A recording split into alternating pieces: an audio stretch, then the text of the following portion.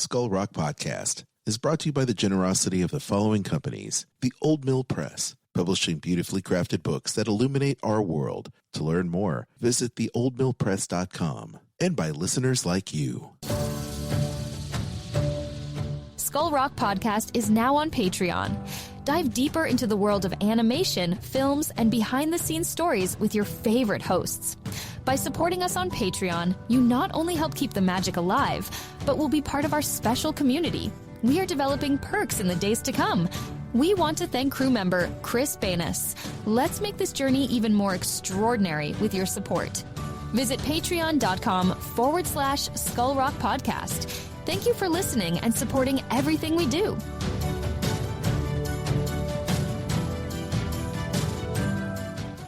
This is animator Rick Farmelo. You are listening to the Skull Rock Podcast.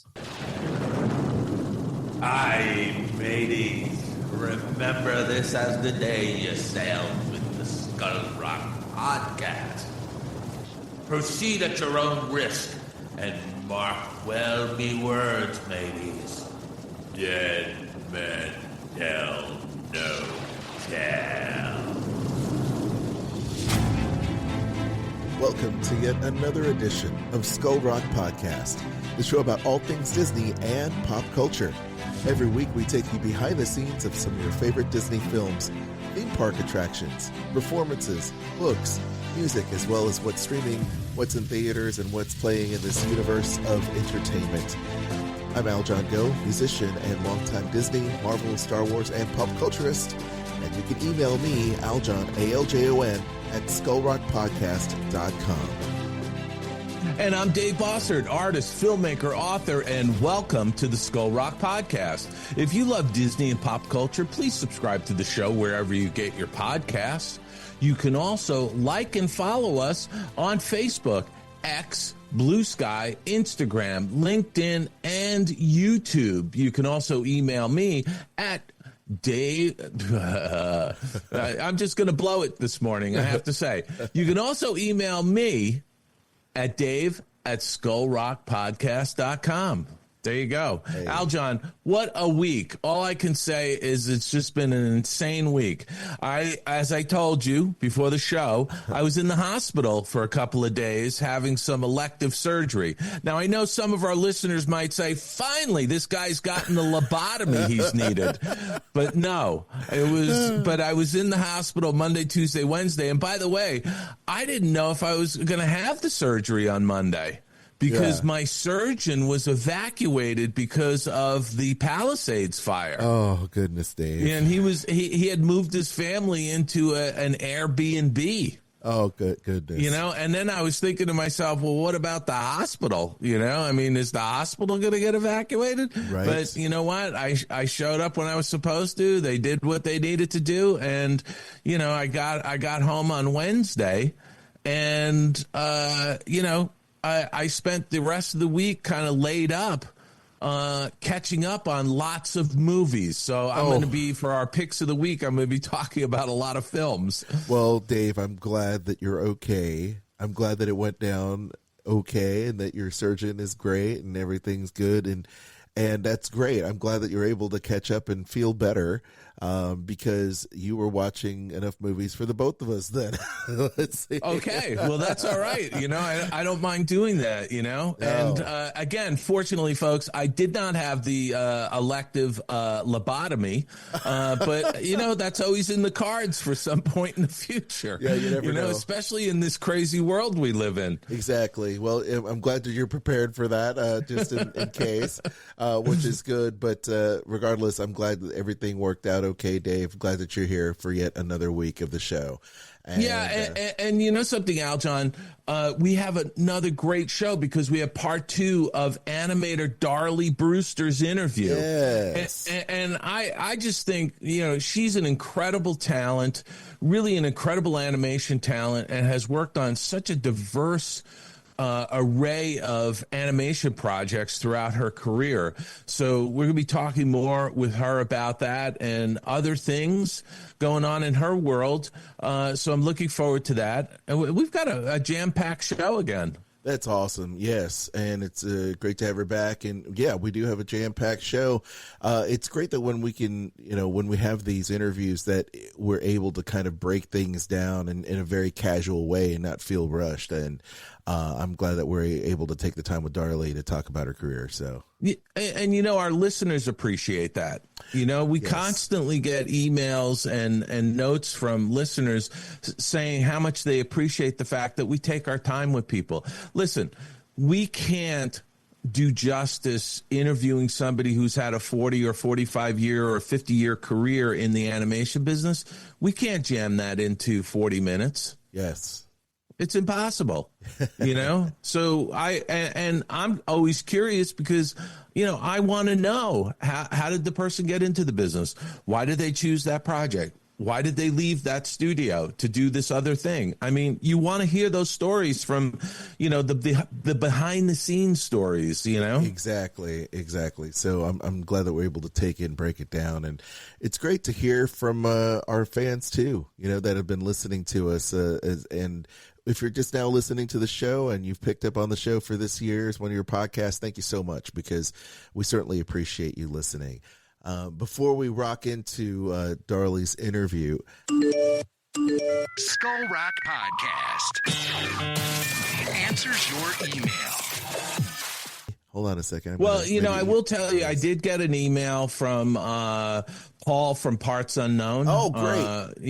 And he sent a very nice email saying, basically asking, if I was safe. He was sending his thoughts and prayers out to us because of these horrific fires over the last week and a half or so. And so that was very nice of Paul to do that. He had traveled to England for the holidays, and then he was back in Japan with his family. And, he sent a very heartfelt note, making sure that we were okay. So I appreciated that. And I got some notes from other people as well, making sure that we were okay. And I tried to post a few things on Facebook, over the last 10 days since we got back to Los Angeles, just letting people know that we were safe and we were not in harm's way. There was the one Hearst fire that was maybe a mile from our house, mile and a half from our house. That was the closest it got, but that was also a fire they were able to knock down fairly quickly. But again, Aljon, this week we've got extreme winds again. We've got a fire watch in effect because there's going to be high winds a couple of days this week, and anytime there's those Santa Ana winds that blow out here in Los Angeles, there is always the chance that there's going to be a fire. So we've got our fingers crossed. Well, once again, our thoughts and our hearts are with everyone affected because of these hellacious fires, that have gone down. But it's really an awful situation. It's a huge disaster. Yeah. When you're talking over 12,000 homes and structures destroyed, 80,000 people displaced. Yes. The real horror of all of this is going to be how quickly people can rebuild. And, it seems like the local authorities in the state are doing things to try and cut through the red tape of building. But it remains to be seen how that's going to play out. Right on. Well, but I will say, Aljon, I did appreciate people sending those emails, our listeners, throwing their thoughts and prayers out to us. So thank you, everybody, for that. Well, that's awesome. Yes, we have an awesome fan base for sure.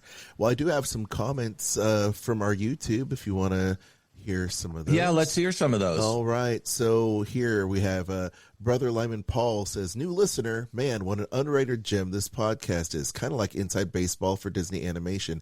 Love the in-depth interviews and guests from the studios. Thank you so much. I love that. And that's awesome. Yeah, we also have another one here. This is from one of the ones from the vault. This is from Dave Spafford's interview. This is from Daniel Alexander. Says, wow, this series with Dave Spafford is amazing. The animation of Daffy Duck at the piano in Roger Rabbit always stood out to me. I always noticed that the wild hair and the fact that it was very old version of Daffy they didn't use anymore. I also enjoyed hearing about Dave's work at on Under the Sea for The Little Mermaid. My favorite scene is that of Sebastian with the clam and the 4 snails that has a very similar energy as the Daffy Duck piano and Daffy and Donald piano sequence. It's funny. Those snails don't appear in the Little Mermaid ride at the parks, but they're so iconic. They do appear in the merchandise for the ride. So this is true. This is very true. And we have a couple notes here, once again, from the podcast. So if you listen to our podcast, you can always comment. Occasionally, I will pose questions about some of the podcast and timely stuff. For example, and this is another one from the vault that I hadn't read yet. This is from Jason Gordon. It's from the Matthew O'Callahan interview. This is going way back. People are starting to find our show. I asked the question, what's your favorite action film? And Jason Gordon says, I can't choose just one. He likes the Top Gun series, the Kill Bill series, James Bond films, Mission Impossible films, and The Matrix. So that's pretty awesome as well. He continues and says, with our Rick Farmelo episode, he goes, great episode. A lot of observations posed by Rick and Dave that my spouse and I were just discussing regarding the current state of animation, seeing Spider-Man Across the Spider-Verse, and then Elemental. So that's pretty cool as well. And then we have a comment here from Elmer's Elmeridge Horn. I hope I said that right. And this is from our Ron Clements interview in the vault. Enjoyed the Ron Clements interviews so much. Just listen to all 4 episodes. Keep up the great work. Love the books, Dave. Have most of them. Have a great weekend. See you Mondays. Oh, that's awesome. That's awesome. And Suzanne Morgan says, thank you so much for this great interview with Dave Molina and Terry Shakespeare. And this comes to us from several weeks ago. We had our Creative Capers interview. So you can find that in the vault in the archive. He goes, I looked them up, and it's amazing, the Walt shorts that they did. Now I'm a subscriber.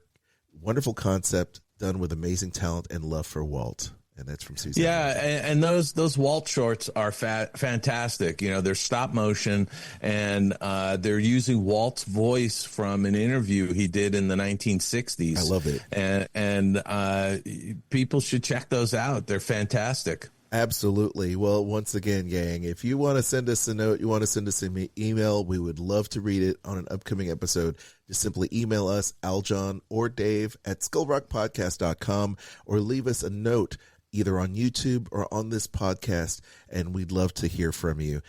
Even in our social media feeds, we'll answer those as well right here on the show. And I'm trying to find the sound effect. Boy, this is a great show for us today.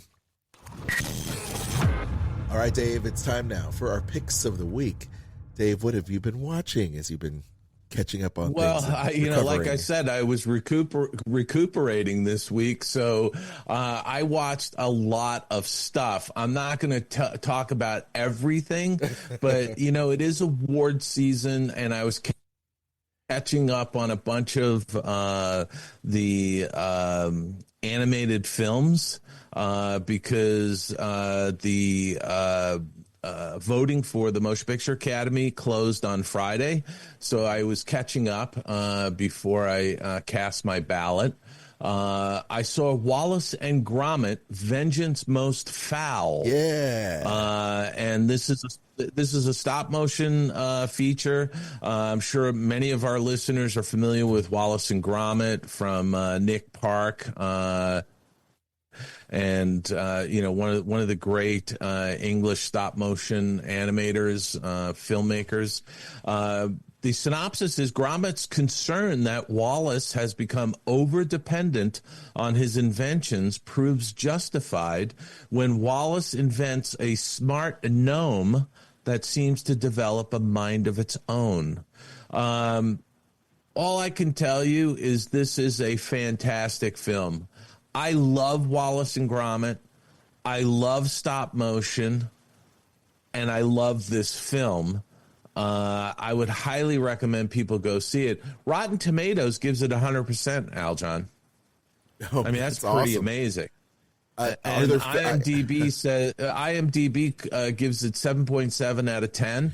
Yeah. I think that's low. For me, I agree with Rotten Tomatoes. This is 100%. I love this movie. It's hilarious. Nice. Laugh out loud, Right on. And I highly recommend it. Check that out. I also watched a animated film that is done. It was a Latvian film, Latvia, Eastern Europe. It's called Flow. Okay. Cat is a solitary animal, but as its home is devastated by a great flood, he finds refuge on a boat populated by various species and will have to team up with them despite their differences. There is no dialogue in this film, Aljon. No dialogue. And although it's beautifully done, it felt like it was a stretch to make this a feature, in my mind. Right. I thought the backgrounds, the hyper realism and stylizing of the backgrounds was absolutely beautiful. The cinematography is gorgeous. It's made like a live action film, moving cameras. I mean, beautiful, thoughtful shots. The animals, I wasn't enamored with how they rendered the animals. There was an aspect to it that bothered me a little bit. But frankly, after I finished watching this, although I thought it was a beautiful film, I thought it could have been a short, like 15, 20 minutes. Like they could have told this story in 15, 20 minutes instead of whatever it was, 90 minutes, 90-something minutes. Okay. Because, frankly, it became repetitive. It was sort of like, what obstacle can we throw in front of these animals now? And it was sort of one obstacle after another, and it felt a bit repetitive to me. And again, no dialogue whatsoever. But again, a beautiful, beautiful film. And Rotten Tomatoes gives it 97%. IMDb gives it 7.9 out of 10. And it's kind of funny. IMDb gives it like 0.2% more than Wallace and Gromit. I actually enjoyed Wallace and Gromit much more from an entertainment standpoint.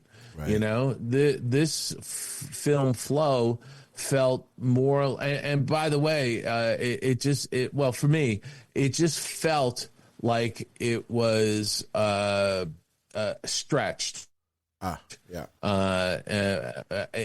a feature. You know what I'm talking about, right? Yeah. I mean, a lot of filler. Just felt, it felt stretched a little bit for me, but it's a gorgeous film, beautifully animated for the most part, and I would suggest if people want to see it, they can see it on Prime and Apple TV. I think you have to pay to rent it, but if you're an animation fan, you should absolutely check it out. Yeah. Then I watched The Day the Earth Blew Up, a Looney Tunes movie. Whoa. With Daffy Duck and Porky Pig. Whoa. And I got to tell you, I really liked this film. I thought it was funny. But it was interesting, as I watched this movie, I really got a sense that the filmmakers were influenced by Ren and Stimpy. And I think when you watch this film, you'll sit there and go, oh, I see what he means by that. So check it out. It's a funny film.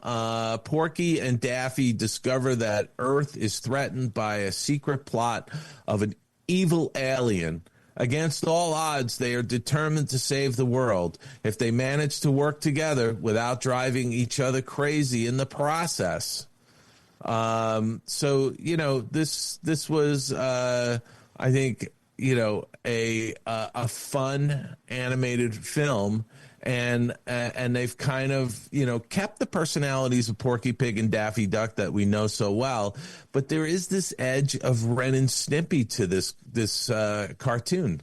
Now wait a minute. Now the film is not supposed to be released until February 28th.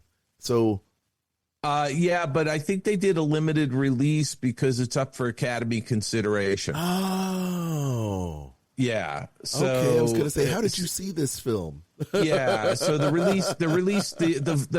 wide release date is February 28th, 2025. But because they wanted it in for Academy consideration, they must have, screened it in a theater to qualify. Yeah. Someplace. And frankly, that's why I got to see it, because I watched it on the Academy app. I was going to say, this one isn't out yet. And I'm like, how did you? Well, that makes sense. Yeah, in fact, just so you know, Wallace and Gromit, Flo, and The Day the Earth Blew Up, I watched all of those on the Academy app. You see, there you go. I was like, wait a minute. And when people say, how do I get the Academy app? I have the Academy app because I'm a member of the Motion Picture Academy. You're a voter. All right. I vote on the Academy Awards. So I have access to it, right? You have to be a member to get the Academy app, streaming app. Yeah, you see. Right? And now people may be saying, wow, that's so cool. But if you remember 4 or 5 years ago when we started this podcast, I was getting like 40 or 50 DVDs during the season. Yeah, right. Exactly. Because all the studios would send you a DVD of the movie. So even if the movie was still just playing in the theaters or just released, I might have a DVD copy of it at home to watch. Well, yeah, and to be honest, I've been so busy with the family, Dave. Like I haven't even checked my press screeners. Yeah. I'll when you log on to certain EPK websites or press sites, when you watch a screener, it'll be watermarked, so you can't just show it off to everybody. It's like, and if you show it off, it's be like your name will be on it, so you better watch out. But that's awesome, because I'm following along on IMDb as you talk about these, and I'm like, hey, these aren't out yet. And this Looney Tunes film, it's like a full hour and 30 minutes. It's awesome. Yeah, no, it's a full-on feature. And by the way, it's very entertaining. I really enjoyed it. I highly recommend it. When it releases to theaters, you should go out and see this. It's just a good, fun, animated film, I like the fact that I just saw the trailer. It's like in black and white and then shifts to color, and there is that Ren and Stimpy energy. There's a lot of exaggerated gags, really exaggerated gags that, they have all these. Yeah, go ahead. Like I said, Aljon, the filmmakers were clearly influenced, clearly in my mind. They might deny it, but the proof's in the pudding. When you watch this, you go, hey, wait a second, so, nice. But that's okay, because I think what they're doing is they're kind of updating Daffy and Porky Pig, and they're making something really fun. I'm glad that they're doing it, because it's just I'm just glad they're doing it, because those characters are great, and I'm glad that they have some compelling stories to tell on the big screen. I really want Disney to do that. I want Disney to do that with their big characters, please. Anyway, go ahead, Dave. All right. So then, I took a break from animation and I watched In the Land of Saints and Sinners, which is a Liam Neeson movie. And all I have to say to my audience here, to the audience listening, is Liam Neeson, my friends. Liam Neeson. Okay? I will watch Liam Neeson mow his lawn. Okay? He's great. Yes. He's a great actor. I love him. And so the story here is, hoping to leave his dark past behind, former assassin Finbar Murphy, who is Liam Neeson, leads a quiet life in a coastal Irish town, far from the political violence that grips the rest of the country. When menacing terrorists show up, Finbar soon discovers that one of them has been abusing a local girl. Drawn into an increasingly vicious game of cat and mouse, he must choose between exposing his secret identity and defending his friends and neighbors.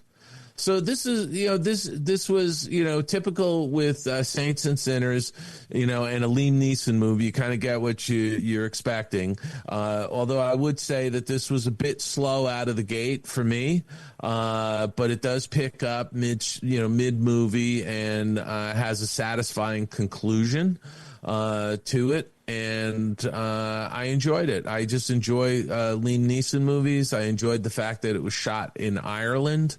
And beautiful scenery. So the Saints and Sinners, you can watch it. I think if you're an MGM Plus subscriber, but you can also get it on Prime and Sling. Nice. And Roku. So you may have to pay to rent it, but in the land of Saints and Sinners. Now, I watched the movie. I got to tell you, I loved this film. I didn't know what to expect. It's called Kneecap. Okay. And when fate brings a Belfast teacher into the orbit of a self-confessed low-life scum, Nassim and Liam, the needle drops on a hip-hop act like no other. Rapping in their native Irish language, they soon lead a movement to save their mother tongue. So half this movie is in what we would refer to as Gaelic, but the Irish language, which is one of those indigenous dying languages. Yes. And this group, they're in Belfast.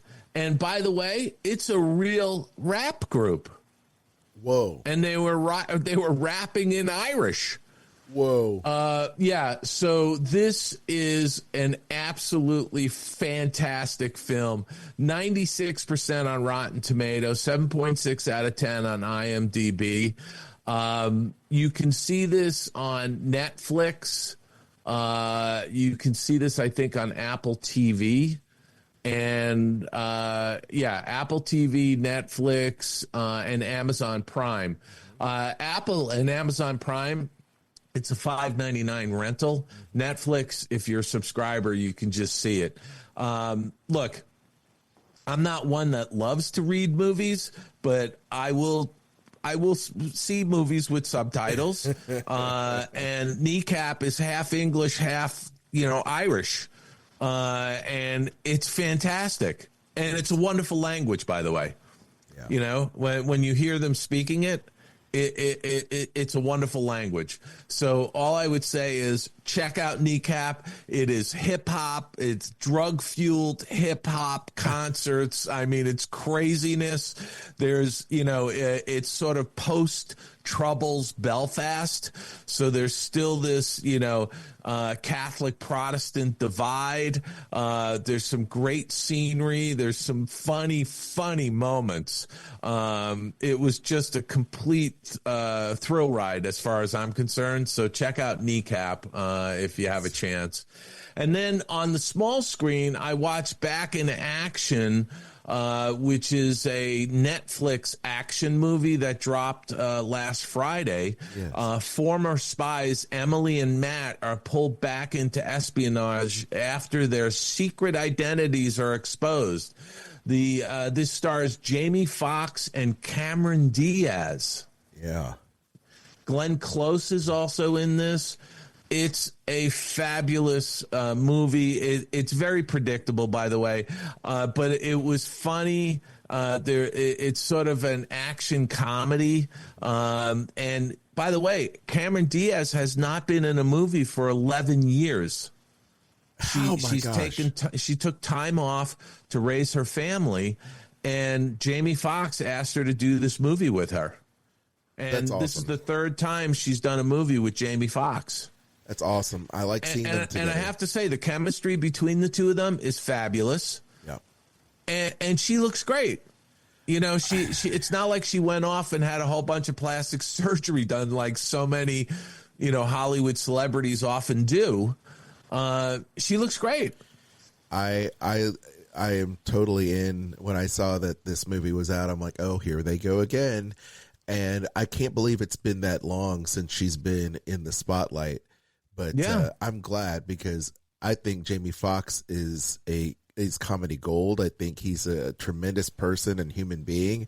And I love that Cameron Diaz is back in action. So yeah, awesome. and you know what? It is a fun movie. If you're looking for sort of a popcorn action comedy, check out Back in Action on Netflix. And then finally, on the small screen, I watched The White Lotus. And I watched season 1, so I binge watched season 1. An all-star cast head to a resort and unleash their worst, most privileged impulses.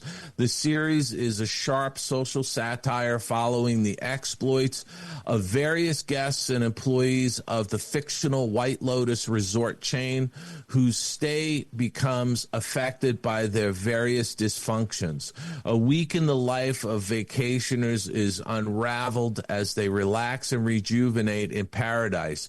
With each passing day, a darker complexity emerges in these picture-perfect travelers, the hotel's cheerful employees, and the idyllic locale itself. I really enjoyed this, the season 1. And my understanding is that season 2, which I'm going to start watching, takes place in Italy at a White Lotus resort. And again, all-star cast. So fabulous group of actors. You've got Jennifer Coolidge. You've got Aubrey Plaza.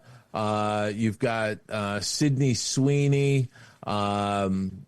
Let's see who else is in this that I thought was really terrific. Steve Zahn. Yeah. Murray Bartlett, Jake Lacey. Really a terrific group of actors, and I thoroughly enjoyed this. It's gotten a lot of buzz, Aljon. It's on HBO Max, or I should say the Max streaming service. And Rotten Tomatoes gives it 92%, IMDb 8 out of 10. So it's absolutely worth seeing. If you have Max. If you don't, you might be able to see it on Amazon Prime. On Apple TV, it's $2.99. I don't know if that's $2.99 an episode or $2.99 for the season. You'd have to check that out. Also, Hulu. It's listed as being on Hulu, part of the Disney bundle. So the Disney Plus bundle. So check that out. I watched some other stuff again. I was just really laying about, just watching all these movies and shows and stuff. But I'll catch up next week with more stuff. So that's what I've been watching, Aljon. What have you been watching? Well, Dave, that's quite a list. I've already bookmarked a few of your picks there.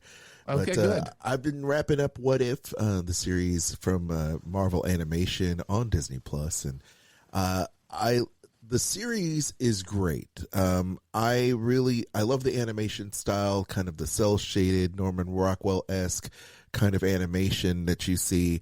However, I do feel like Marvel Studios, in their haste, if you will, to kind of wrap up the multiverse universe saga that they have, they kind of truncated this series. Because I really want there to be, this kind of Elseworlds what if scenario. I feel like they can do these one and done episodes where we get to explore different aspects of these characters or alternate versions of these characters, whether it's an evil Captain America or a what if, the X-Men had done this or whatever the case is. I feel like there's so much fodder for them to go under, but because they were maybe under the pressure of the studio to kind of, put this into the kind of multiverse saga that Marvel has kind of written themselves into, that, they've tried to put in this story arc with Captain Carter, taking these multiverse of characters and making the Watcher a character that kind of jumps out from his normal role in the MCU or in the Marvel universe, and kind of made him a character where he, because the Watcher's not supposed to intervene. Right. He's supposed to just simply document, and they made him the person that is kind of assembling a group of people to correct what's going on in the multiverse. And that, to me, kind of breaks it for me, because I am a longtime What If fan. That's probably one of my favorite comic books growing up, that I would go down to the gas station, the 7-Eleven by my grandma's house, and just run over there and pick it up every Tuesday when it came out. I used to buy that religiously. So I feel like they dropped the ball on what could be a really great series moving forward, and this is the last season. But overall, it's okay. All right. I did happen to see something on Disney Plus. This is Path of the Panther, and this is a documentary. Once in a lifetime sightseeing triggers a deep dive into the uncharted world of the Florida panther. It's a race against time to reveal the unseen natural history of an icon surviving at an ancient ecosystem. And this is a Nat Geo documentary, and it's absolutely phenomenal. If you get a chance to check it out, my kids really love animals, and I try to get them something to watch that's educational. And the fact that Nat Geo is bundled with Disney Plus is great, because I get to share these documentaries, and they get to learn about the animals. And I think that this is great documentary footage, and how the Florida Panthers' habitat of being in the swamps and everything is receding. And as it's receding and giving way to humanity building, that they're being squashed out. And there's panthers being run over on the side of the road, and there's all kinds of different issues that are happening because of it. And it just, my heart goes out to these animals, because I feel like we really need to kind of have some conservation going on, which is a big part of Disney and Walt Disney's legacy, is the fact that he would preserve a lot of these Everglades and different places like this. And so it's a really fascinating documentary. So kudos to them for putting this together. It's fascinating. Awesome. I keep on watching Matlock, Dave. You turned me on to this show a few weeks ago before we left on our hiatus during the holidays. And man, Kathy Bates is great. That's all I can say. It's just a great, fun show. So check out Matlock with Kathy Bates. I love it. It's she's fabulous. Yeah, absolutely. Another fabulous show. Once again, I'm knee deep into The Walking Dead. Daryl Dixon, season 2, The Book of Carol. What more can I say? We've got amazing performances from Norman Reedus and Melissa McBride, who plays Carol. Once again, they find themselves in Europe, and they're fighting walkers, aka the zombies. The zombie apocalypse is still in full effect. They're being hunted, and it's great to see, how Carol finds herself from the United States going over to find her friend Daryl. They make a great couple. The chemistry is great. And once again, I can't recommend this season enough. I really, really, really like the characters here in The Walking Dead.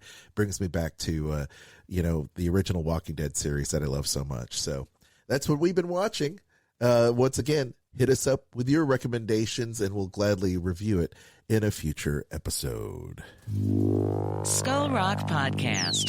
This week in Disney and pop culture. The calm before the storm, Dave. We're still in the winter. It's before the Academy Award season, before award season kicks off. But we've got a slow box office. Mufasa, One of Them Days, Draw Blood.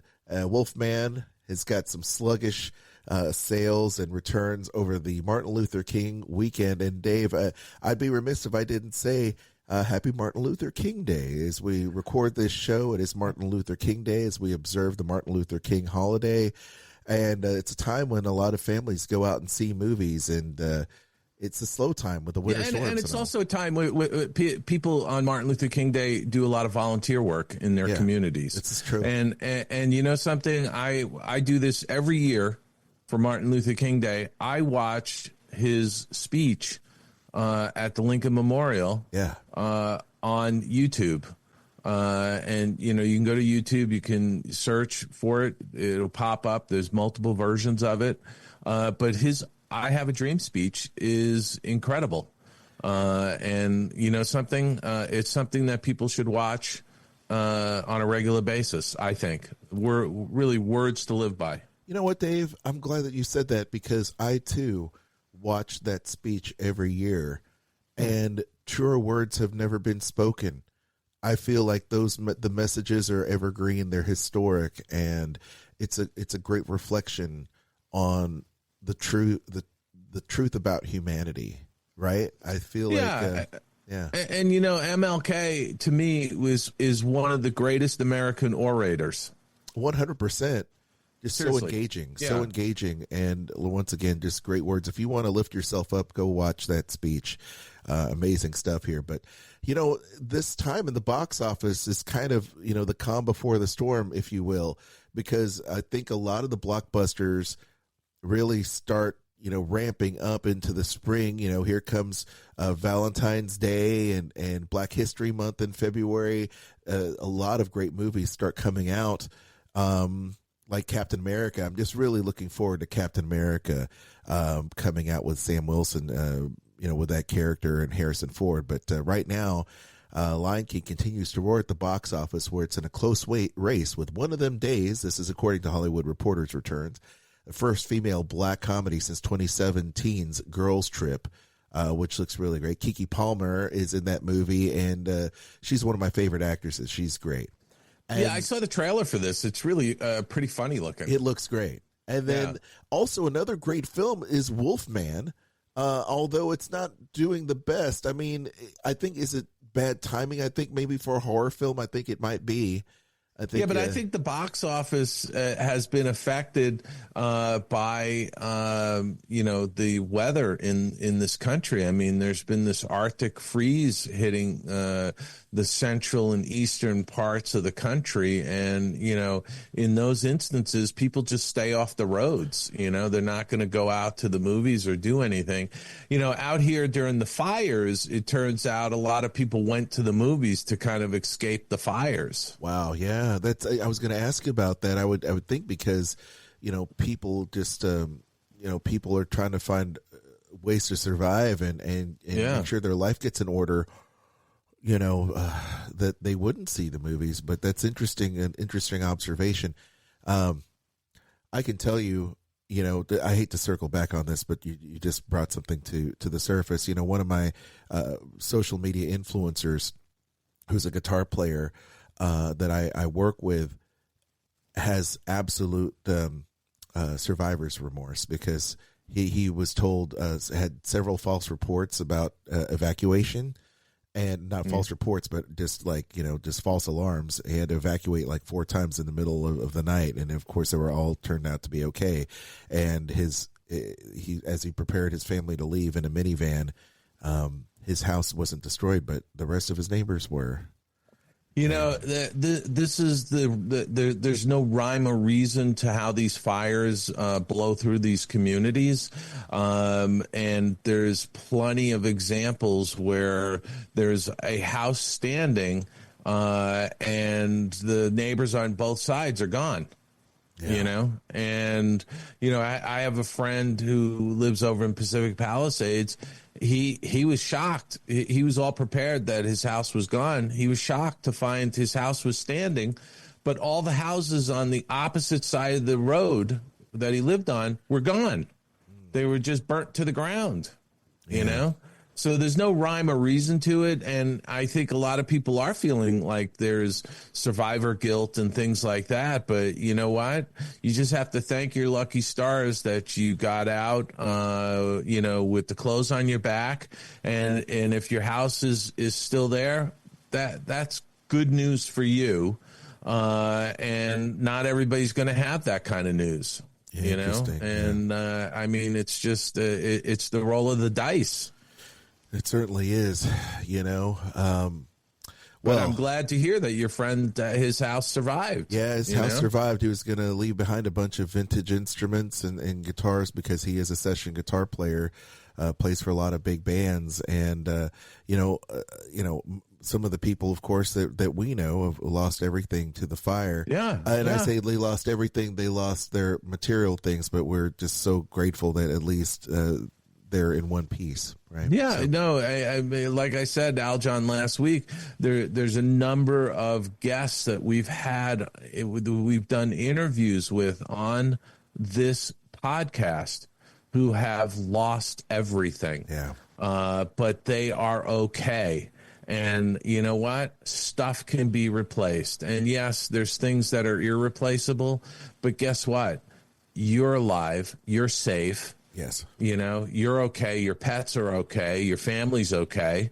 You know, you got to move forward. Absolutely. And by the way, it's okay not to be okay for a while. Yeah. Yeah. You know, it's okay. people need to have that space. 100%. 100%. Well, speaking of things that aren't okay, Dave, you know, I logged into my TikTok the other day and it was shut down.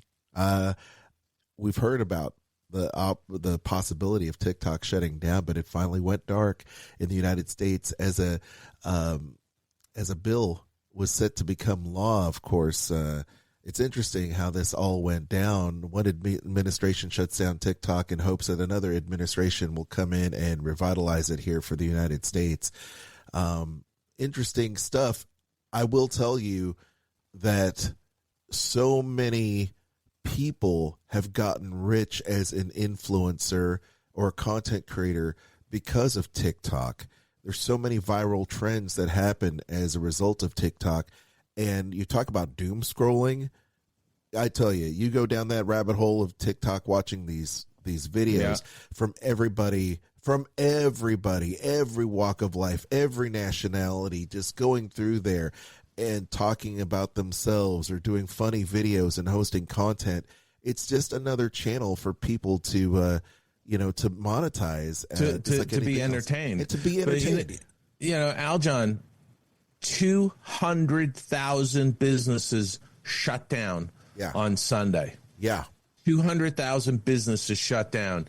That's reprehensible. This is something that shouldn't have happened because you know what?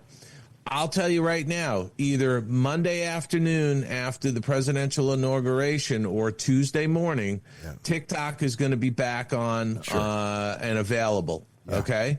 Because the Biden administration decided they weren't going to do anything about it because they could have simply said, and they did say, look, we're not going to enforce this. And TikTok said, well, we're going to go dark. And then the White House said, well, that's just a stunt that you guys are doing. The apps, you know, the Apple App Store, Google, where you could get the TikTok app, they've all taken it off their stores because there was no guarantee that they wouldn't have been fined for keeping it up. Exactly. And so there could have been an executive order from Biden to keep this going for a couple more days. He could have done 48 hours, for crying out loud, until the Trump administration stepped in. Yep. So I think this was unnecessary, and it's hurtful to those 200,000 business people who were making a living off of TikTok. Isn't it insane? And I just think this became a political football, and I think the blowback is going to be on the previous administration. It's insane to me. You're right. I mean, these people are utilizing TikTok for their business, and you just shut down a revenue stream for what?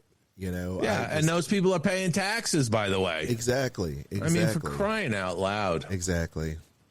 Well, here we are once again, Dave. I believe this is the part of the show, Obituary Roll Call, where we celebrate the lives of some of the celebrities that have passed recently. Yes. And Dave, I have to say that this doesn't come as a shock to me, but Mr. Baseball himself, Bob Uecker, he passed away at the age of 90. Now, 90, and you know, he was just a funny guy. Oh my gosh. He transitioned out of baseball into an acting and broadcasting career, and he was just a funny individual, you know? Absolutely. I mean, a lot of people maybe my age will remember him best for playing Harry in Major League, in the Major League films. But man, was he just so entertaining. He's done it all. TV, film, sports announcer, you know, just an amazing guy. And at the age of 90, how about that? What a life. I mean, he had a great life, and he leaves behind a body of work. He's in some great movies, and, what an incredible life. Everybody should be so lucky to live to be 90. Phenomenal. Phyllis Dalton, Lawrence of Arabia and Dr. Zhivago costume designer, dies at the age of 99. Now, this two-time Oscar winner worked on Oliver, The Princess Bride, and Kenneth Branagh films, as well as the importance of having mud in the right place.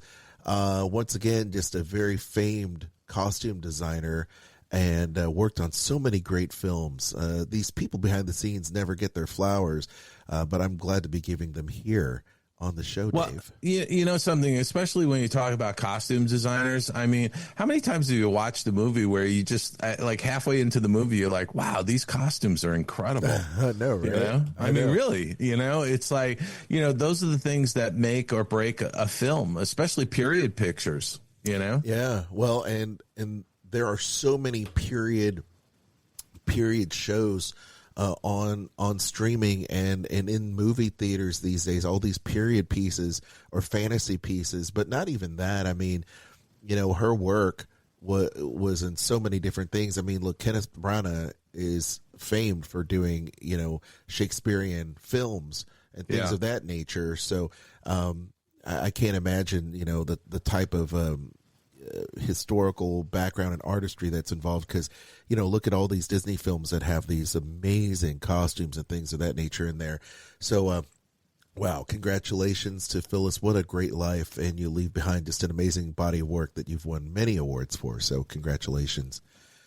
Last but not least, David Lynch, the dark and dreamlike filmmaker, TV maker, passes away at the age of 78, and a lot of people have been giving their kind of memories, a lot of celebrities giving their memories of David Lynch. Of course, a lot of people remember him for Twin Peaks, but also The Elephant Man, Mulholland Drive, Razorhead, and Blue Velvet.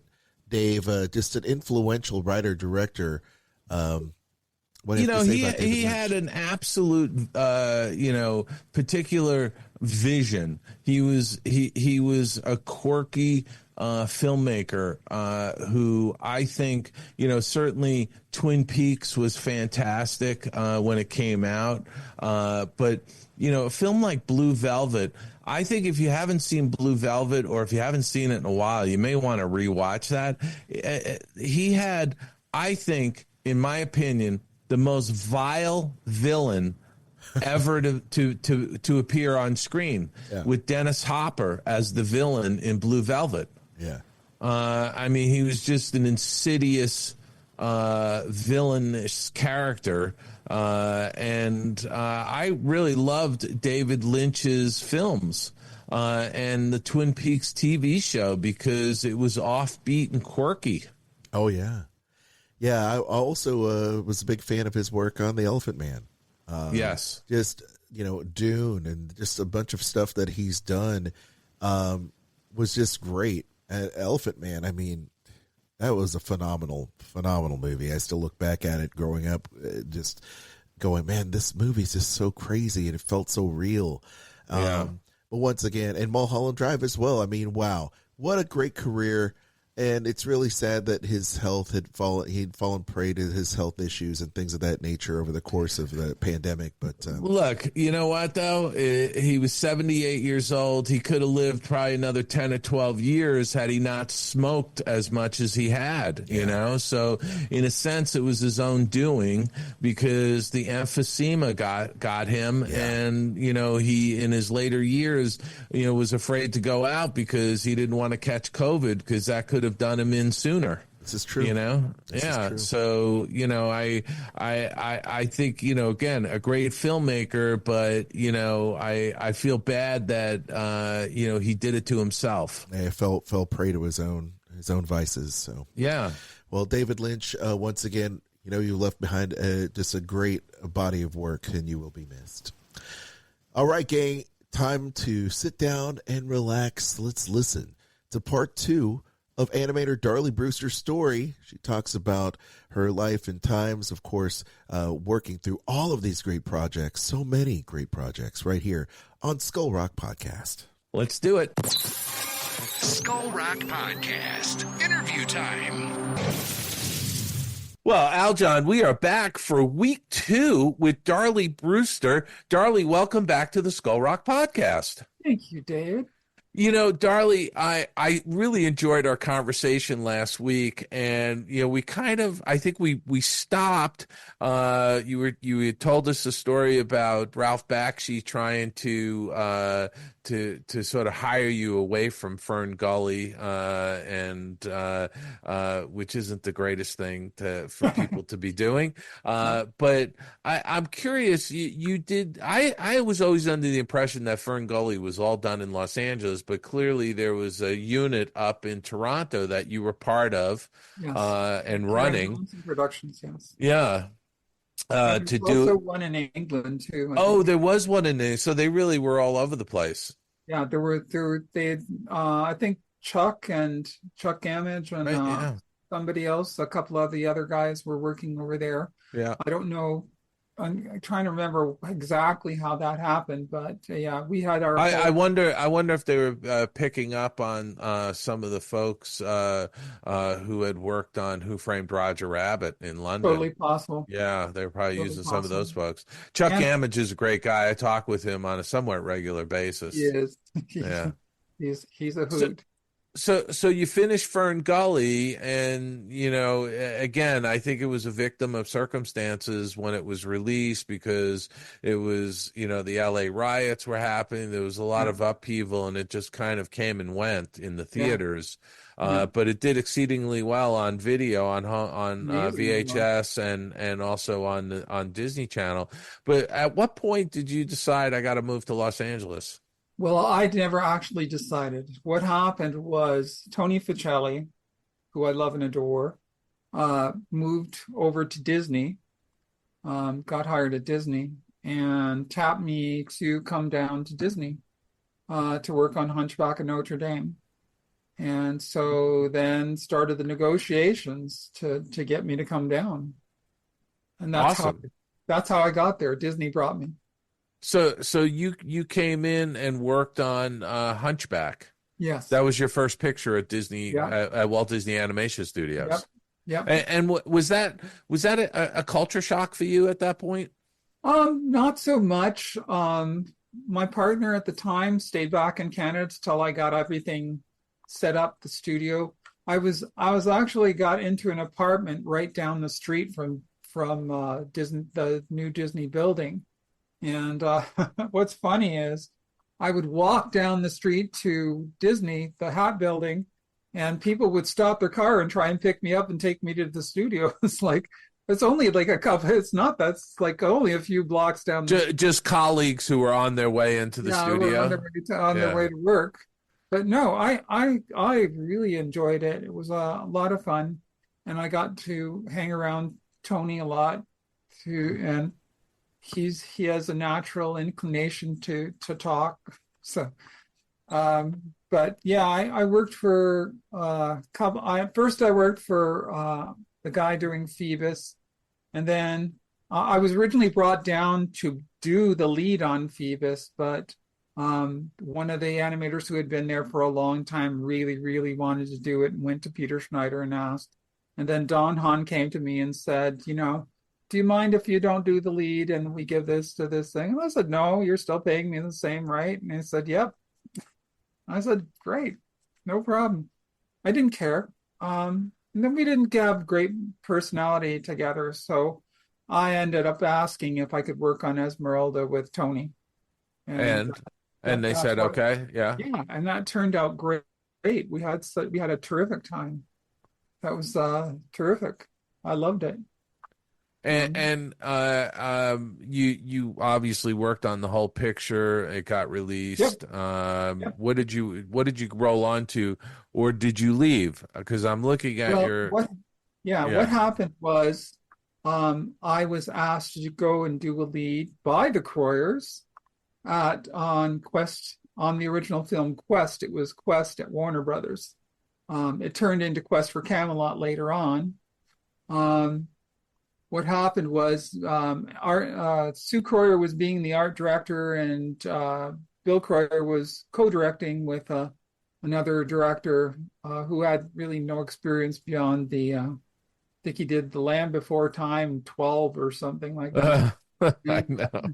And The funny thing is, Darlie, when somebody finds out that I worked on Land Before Time, I always have to qualify it by saying I worked on the original movie, the original. Not the 14 sequels they've done. Yeah, I had to do that too. Probably my sister couldn't tell, but whatever. The thing is that they what was I going to say? No, I've totally forgotten what I was going to say. Where were we on the last thing? Oh, we were just talking about Hunchback and you finishing Hunchback, and we finished it, and then the Croyers asked me to go over to work on Quest, and I love Bill and Sue, and it was a joy to just work with them on Fern Gully. So I said, yeah. Peter Schneider phoned me up and thanked me for my work on Hunchback, and I said, well, I'm sorry, I'm leaving. And he got really mad at me. Did he really? Anyway, oh yeah, he yelled at me. Wow. So, what do I care about that? Anyway, there was a lot of problems with the Disney. There were issues at Disney with the animators were not happy, and they were doing formula and stuff. And anyway, going to Warner Brothers was a good chance to do something that was going to be different. And anyway, so long story short, the Warner Brothers behind the scenes had decided that they were going to let Bill Croyer go. And that was not in the plan for me. So, and the other director had virtually no experience. And did that film ever get done? Yes, it became Quest for Camelot. It became Quest for Camelot, and it's a pretty not great film. I was originally the lead animator on Garrett, who was originally voiced by the dreamy Jarrett Harris at the time. Jarrett Harris has his father's voice, this beautiful caramel Irish voice that was so amazing. And I was looking forward to doing that. And anyway, so they fired Bill and Sue. They got compensated for that, but it doesn't make up for what they did to the film, because the best parts of that film are all Bill Croyer. Yeah. All of them. And anyway, one of the lead who took over for Garrett, because I said I wasn't going to do it, said I was done. I didn't want to work for this guy, and Jeffrey Katzenberg phoned me up and asked me if I'd like to come over to work at Dreamworks. And I said, well, I'm stuck here at Warner Brothers. And he said, oh, no problem. I'll call Max and we'll talk. He called Max. 20 minutes later, I was off the film and I was on my way to Dreamworks. Jeffrey could do anything. And Max, you're referring to Max Howard. Max Howard, yeah. Yeah, Max was the executive in charge or the president of Warner Brothers Animation. At the time, yeah. So, and who would end up coming over later. But at that time, Jeffrey and Max were they're close to get. And so he got me off the film. I'd actually, in the interim, because I'd said I didn't want to work on it, I was doing a little bit of ray gun for Brad Bird. Oh, right, yeah. Brad had originally asked me to work on Iron Giant. When I ended up going over to Dreamworks, because I had to get my visa sorted out anyway. When I had to go over to Dreamworks, he said, "Oh yeah, there's Brewster just lining their pockets with money," because Jeffrey and sure Jeffrey raised the whole price of all the animators by. Well, I mean Jeffrey, when he opened up Dreamworks, it started a bidding war. Yes. For talent, and the contract started coming out and all of that. But that was, I think, short-lived. It only lasted so many years, Well, they also, I think there was an issue where they the behind the scenes, Pixar and Dreamworks and Disney all started negotiating behind the scenes, saying, don't take this animator, don't take that artist, Yeah, And there was absolutely some kind of collusion that went yes, on, there was because ultimately the Justice Department got involved it with did. that, and there were major fines doled out. In fact, Disney paid $100 million fine. Whoa! I Yeah, didn't know that was the yeah, price. yeah, Oh, yeah. whoa. Well, yeah. So anyway, I got on to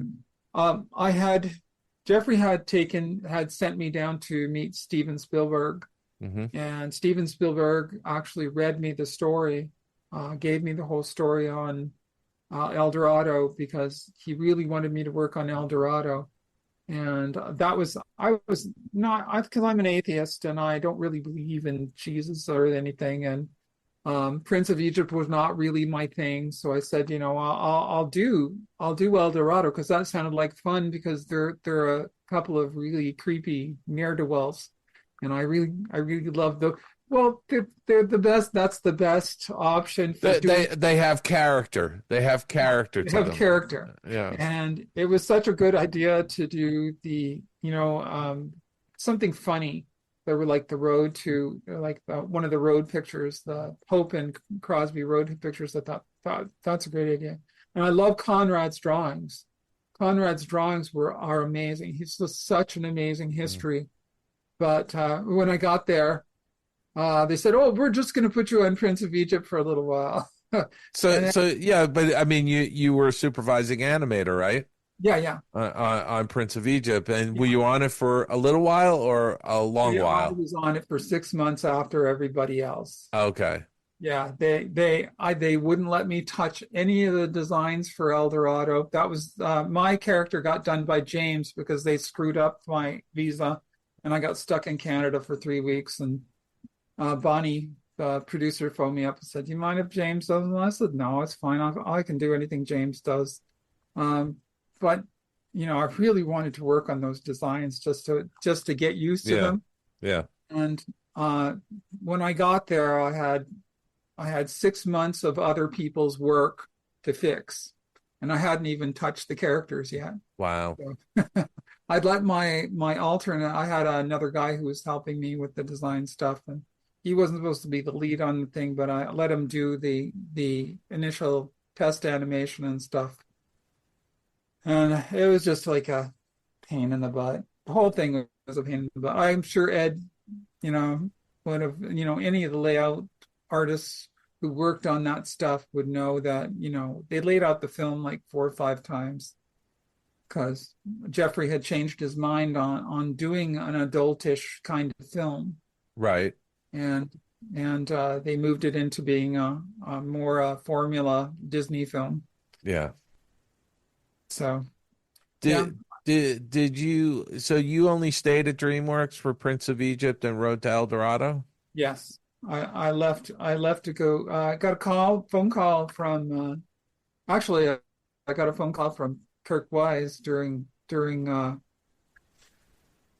Atlantis, when he was doing Atlantis, and asked me if I wanted to come over. And I thought, oh geez, this Jeffrey's a litigious guy. I don't think I should do that. I said I can't go there. But at the end of El Dorado, I got a phone call from Tom Cedar, who asked me to come over and work on Osmosis Jones, Which was at Warner Brothers, right? Yeah, which is back at Warner Brothers. So, and it was to work on a character for William Shatner.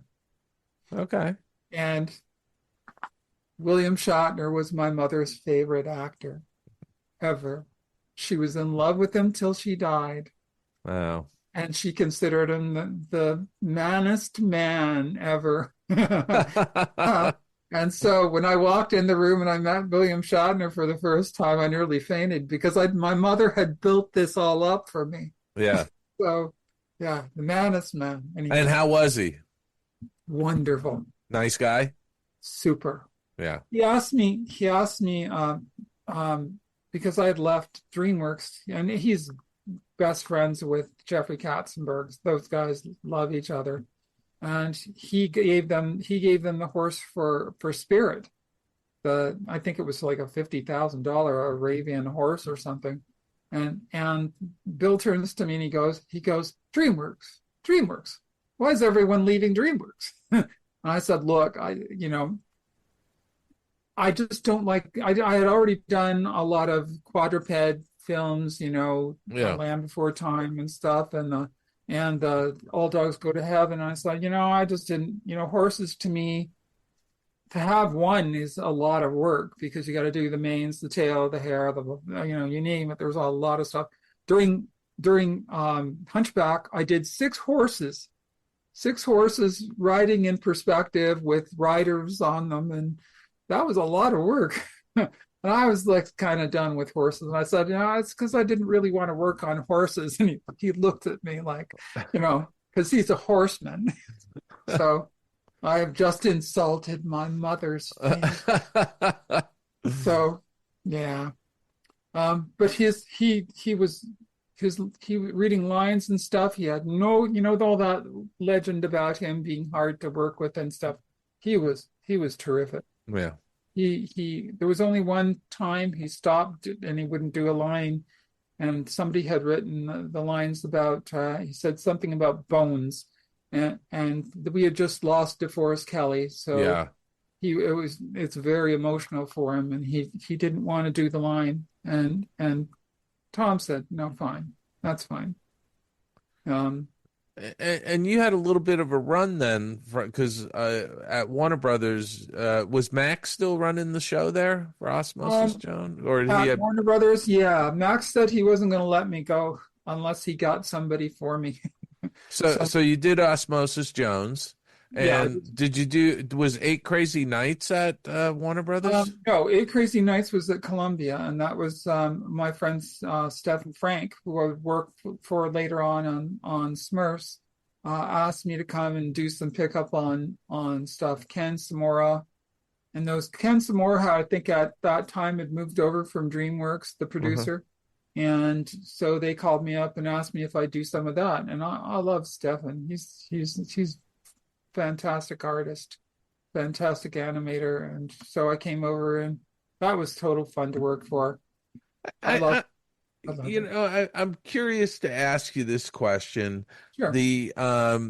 You seem to be much more nomadic than some of the folks we've had on on the program here over the last couple of years, because like I had a 32-year career at Disney, and we had Ron Clemens on 45 years. We had Ed Gertner 45 years, mostly at Disney, but it was like Disney features and TV. But how do you view working in the animation industry as being more nomadic, because it's almost like live action? If the projects are interesting, you go to the project. Yeah. That's so it was really about the projects for you. Yeah, it was never really. It was not so much. I mean, it was wonderful to be at Disney. I mostly wanted to be at Disney because Tony and Doug Frankel were there. And, these are people that I'd worked with on Ferngully, and I just love those guys. They're adorable, crazy weirdos like me, and that was a lot of fun of it. And you're doing this stuff all the time. It's like really hard work, and you're in a room for 10 to 16-hour days sometimes. So it's really important that you're working around people you like and people that you work well with. I love Maria Aguera. She was the production manager, and all the production people you get to work with that you really like. Dreamworks, what really kept me there was I was lucky to I got Kay Sales as my key cleanup. And there are pictures of me bowing to Kay because she's one of the greatest managers of cleanup keys. And you work where you really enjoy working. And that is there's no sense in staying if you're gonna have a miserable time.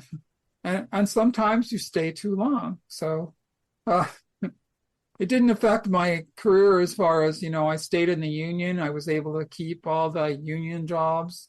And you got your benefits and you got your hours Yeah. in for the pension and all of that. Absolutely. It was all part of the thing.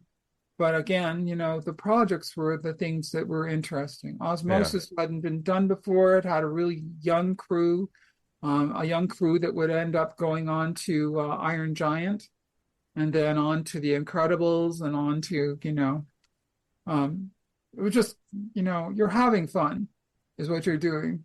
And the money wasn't so much as important. That got big only because, the jobs like Jeffrey or whatever got big.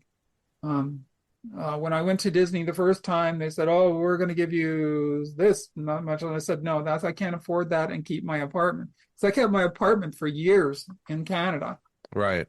Because I didn't know if we were going to hate it and come back, or if it was going to be, you try and I'd kept that apartment. I think we had that apartment like 20 years or whatever. And we kept it through Ireland because you're going to end up going back sometime. Sure. So you're paying for that apartment and the apartment you're in. And are you still doing that? Are you still keeping two places? No. Or, no. You're LA. You're LA based. Yeah, I ended that. It was just too much, and we finally said we packed up everything there. Because we like when I was running my own studio out of the apartment, I had Xerox machines, I had test cameras, I had all kinds of, equipment and multiple desks, and, people would bring their kids into our apartment, and we had babies being fed on the couch, like breastfeeding, and it was pretty amazing time. I had 15 years of Toronto doing my own studio stuff. Yeah. Do you miss it? I miss the people. Yeah. I miss that part of it. My sister died last year, so. Well, I'm sorry. Yeah, it's just what happens when we get older, right? Yeah. We have all these things happen, and I just try and keep everything together. We had a plan to go back. I had a plan to go back to Canada to spend the last part of my life with them, but that didn't work out that way. So, And so you just to get back to your career here, you finish Osmosis Jones, you do 8 Crazy Nights over at Columbia, but then you come back over to Warner's to do Looney Tunes Back in Action? Yes. Did you have fun with the Looney Tunes characters? I loved it. We had four main directing animators, and we got to Eric brought us back over to the Warner Brothers lot, and my studio where I was doing all the layouts, like the layout poses for my sequences, was Betty Davis's dressing room. So, nice. I loved being on the lot. We went, The Last Samurai was going at the same time, so we would go down, and Eric would allow us to go down to the sets to see Joe Dante and them shooting with Brendan Fraser, and I even saw him fall. He actually fell into a pit, and they had to pull him out. But yeah, no, it was a wonderful experience. I'll never forget. It's just one of the most beautiful things that ever happened. And the animators were great too. All the animators on that project were, top notch, super people. Who could be better than Eric to direct? There you go. Yeah. Never an empty, if you got stuck on something or you didn't understand something, Eric would be able to sort out that thing super fast. So Looney Tunes Back in Action. Yeah. And was that with I'm trying to remember who it was. Brendan Fraser. Yeah. Steve Martin was in it. Timothy Dalton, who I met. Yes. James Bond. Yeah. Oh my God, he came upstairs because I think he wanted to get one of the posters that had been in the film, and he came up and he goes, Do you know where the girls are? The because we had two promo women upstairs, and I said, yeah, yes, that way. Oh, he's pretty in person. That's awesome. Yeah. I wanted to ask you after Looney Tunes. There's a short called The Karate Guard. Yes. Can you talk about that? Because that was an unfamiliar title to me. That was the last Joe Barbera, Tom and Jerry boarded. Yeah, Joe did his last. That was the last job, and Spike and Tony were overseeing that, and so Spike asked me to come on and do something. And where was that done? That was at Warner Brothers. It was at Warner Brothers. Okay. Yeah, and we did it. It was like just he said, "Would you do this thing?" And I thought, and it's Spike, so I went, "Yeah." And it was a Hanna-Barbera thing, but at that point, Warner Brothers owned Hanna-Barbera, right? Yeah, they had merged, and I think Turner purchased them, and then Warner's purchased Turner, or there was a merger with Turner, or whatever. Yeah, bunch of stuff going on. Yeah. But I was also, there's stuff that's not listed there, like. I was actually going to be the animation director on the Cosby Kids, the new Cosby movie. Forrest Whitaker was going to direct the movie. Oh, really? Yeah. Not many people know because Forrest ended up being fired by Bill Cosby because Forrest wanted to do something new. He wanted to update the Cosby Kids and stuff, and so the next thing he sat me down and we got all the designs and everything together. We were doing all this stuff for it, and they phoned me after we found out that Forrest had been let go. They phoned me up and said, "Hey, do you have any designs?" I said, "You took them." And they lost all our designs. They were based on contemporary people. Contemporary Black people, and instead of just being, a regurgitation of the original TV show, which I was not as mad about, and I thought I was a fan of the original Fat Albert. Now, right. You probably don't remember the original one, but I remember it. I loved those designs. Those were the designs I wanted to do. I wanted to do something like that. But they wanted to keep it like the Filmation thing. So anyway, I thought that was an opportunity missed.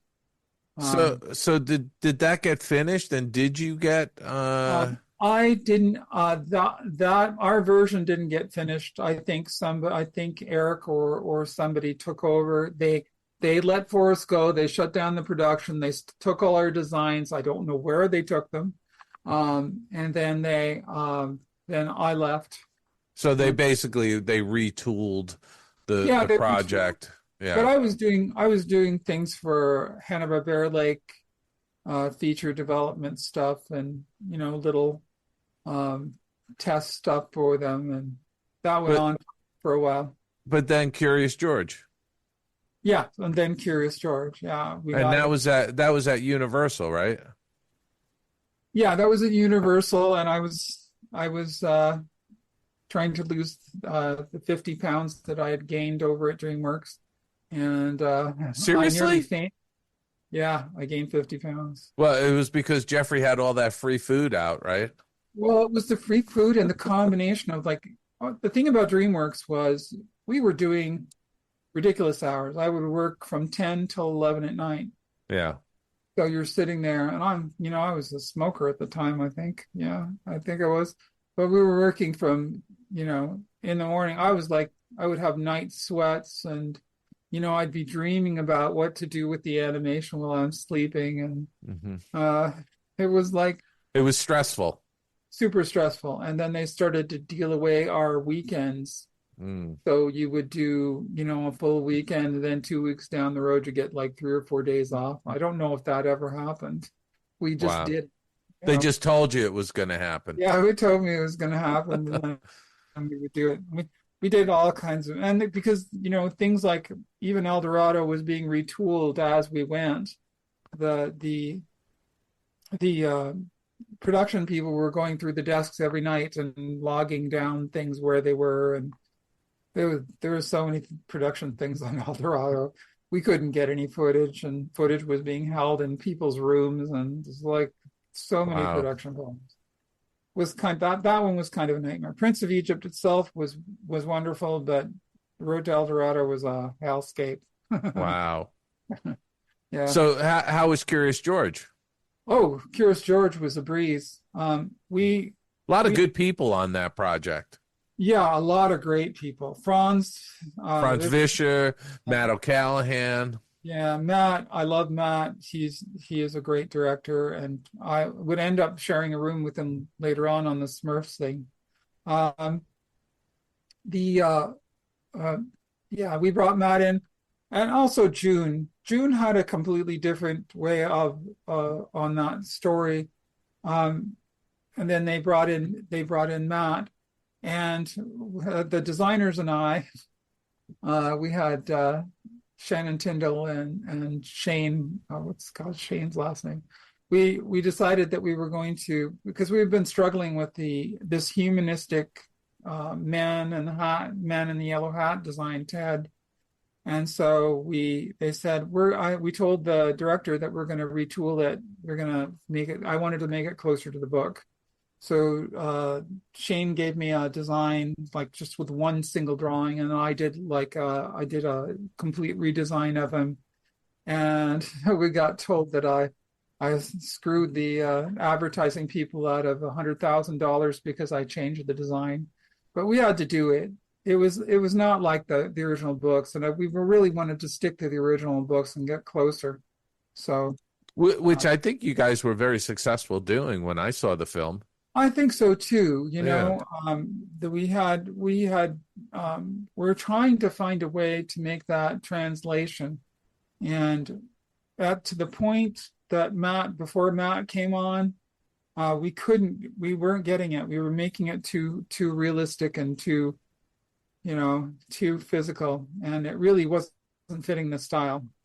And Shannon really had the style down, and Shane really had the style down. So we just went in and forced them to change it without. They said don't change it much. It's like, and then fortunately I did that. Did a complete redraw. Let me ask you, because Curious George, I mean, at that point in time, that's 2006 when that came out. But there was a transition happening. Disney was converting over to CG. During the couple of years leading into the release of this from Universal. Yeah. But how did you deal with that 2D 3D that was going on? Well, I didn't actually worry about it at all. I had something else personal that I was going on to that I had to sort out. And that's when I chose my time I took about a year to do that. You took a year off? Yeah, I took a year off because I was dealing with issues that were, screwing up my personal life. And I didn't figure that it would be a good idea to do that while I was, trying to work. Okay. There was a lot of recovery time involved and a lot of, physical stress that I really didn't need. So I had made a plan to do it, to go away and finish my transition and come back then. So do you want to talk about any of that, or? And I would just preface it by saying, how did that affect your career? Not really at all. Good. Except I had, some of my friends hit on me. That's probably that was probably the weird thing, was the being hit on, and change of direction and in perception. Yeah. I think, as a female animator, I became a little bit, I was able to see things that I really, as the other side, I couldn't see. Right. And so it was a good revelation. I was always a feminist, but not I didn't get to see clearly exactly what was going on in the industry at that point. So it made a big perspective change, I think. Yeah. But I really didn't have a problem. The person who really started me back in the industry was Ricardo Curtis, who is one of the people on Osmosis Jones, who went to Incredibles, who, they wouldn't hire his wife, who's amazing. So he took off to Canada and started his own studio. And he was doing storyboards and everything, designs and everything for Blue Sky. And they wanted somebody to do a 2D piece for Horton Hears a Who. Okay. So that's what I did. He gave it to me. He said, "Do you want to do this?" I said, "Sure." Wait a sec. You're the kid. You're hiring me. And that year you took off, you just kind of went away, did your thing, and came back. Yeah, I'd already been in therapy, and I'd gone through years of all this stuff, sorting all the emotional issues and things, because you have to eliminate all the things that are not really part of, your family issues and all those things. You sort those out well beforehand. So you're not making decisions based on pain that you're suffering from other things. Right. So that's what I did. And I took that year. And I guess it didn't affect me at all. I didn't mind. I stayed alive. I started doing video broadcasts on doing that kind of a transition, because I knew other people might be interested in it. Mm-hmm. And I became kind of famous on my own on YouTube. Awesome. So I think this is a good place for us to break. Okay. And we're going to have you back next week. And I want to actually continue this conversation a little bit more at the beginning of next week's episode. And then we could go in, and I just want our listeners to know we got a lot of really great stuff coming up. I mean, Darlie worked on Horton Hears a Who, Family Guy, Happiness is a Warm Blanket, Charlie Brown, Paranorman. I mean, awesome.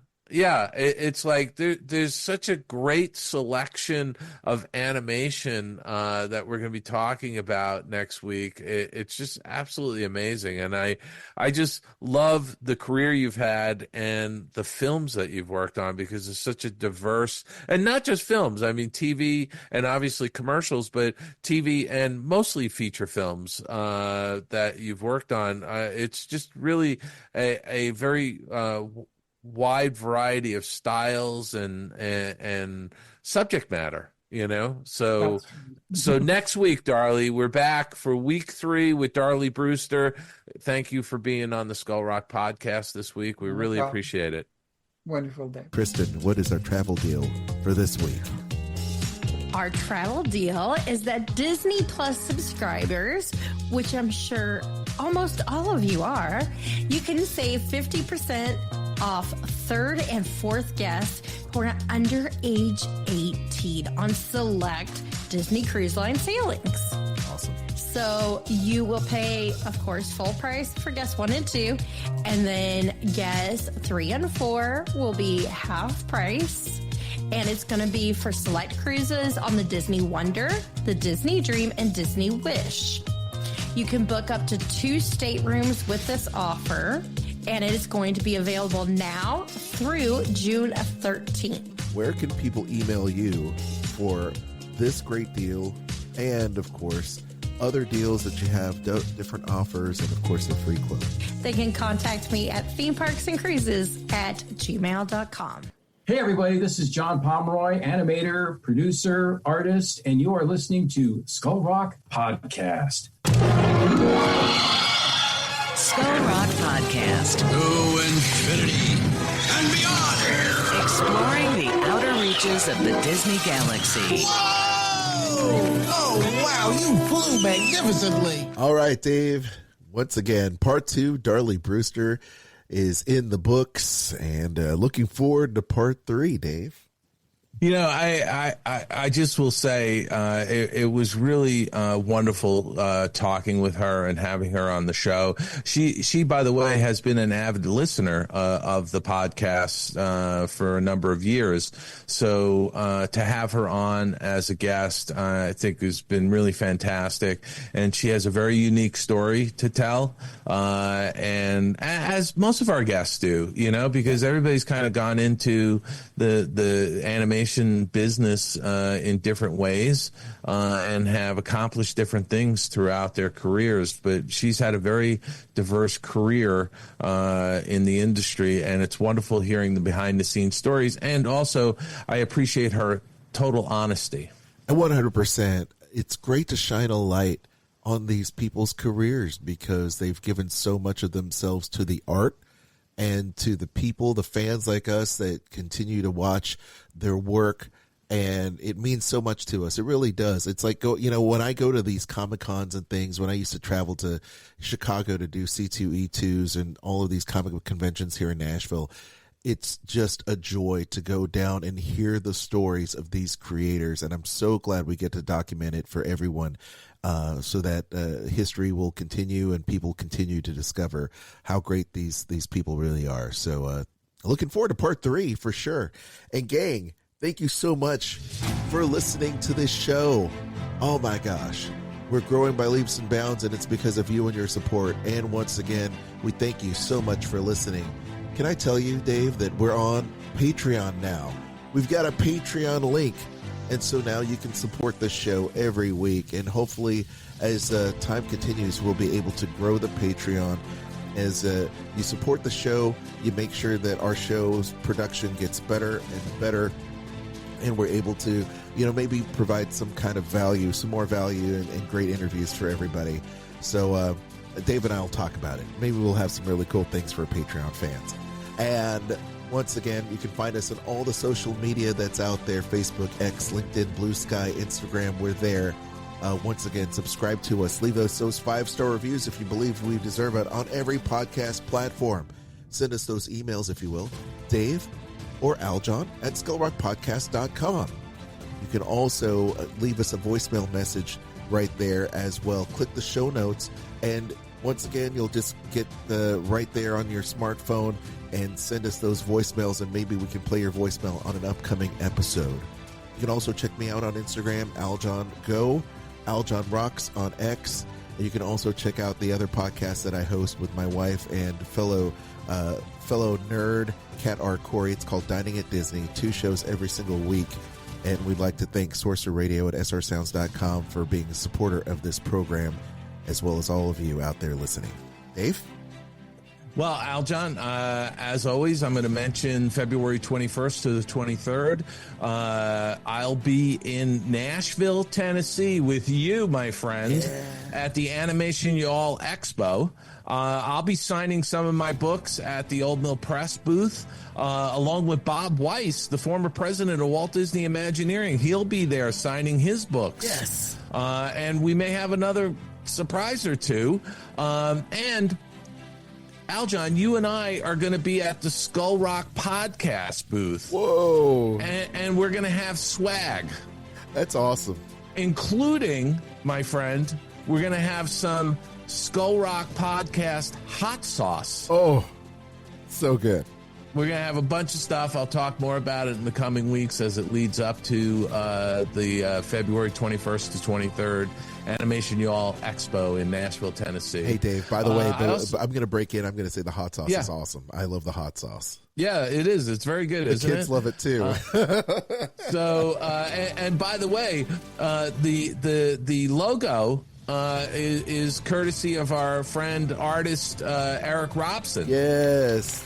Yes, I love so it. I always Eric. have to give him a shout out. By the way, it was Eric's birthday this past week. Yeah, okay, well, happy birthday, Eric. But I did, by the way, send him some of the hot sauce because he's a fan of hot sauce and he loved it. Great, I love it. So anyway, Tunes Behind the Tunes on Sirius XM Disney Hits Channel 133. January, we're featuring A Dream is a Wish Your Heart Makes from Disney's 1950 animated classic Cinderella. So check that out. TheOldMillPress.com. Go there if you want to get any of my books signed copies. You can also find my latest book, Find Your Happy Place, the 8-Step Guide to Boosting Your Creativity Through a Personal Retreat, which is the winner of a gold medal at the Fire Book Awards in Texas. And then, of course, you can always go to davidbossert.com. There's all kinds of free stuff there.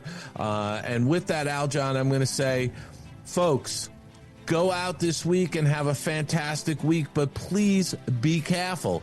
The weather is going to be treacherous in a good portion of the United States and probably other parts of the world. But in the United States, I know that there's going to be snow, there's freezing temperatures, they're warning against black ice on some of the roadways. So please, if you don't have to go out, stay home and listen to the Skull Rock podcast. Yes. Right? In the warmth and comfort of your own home.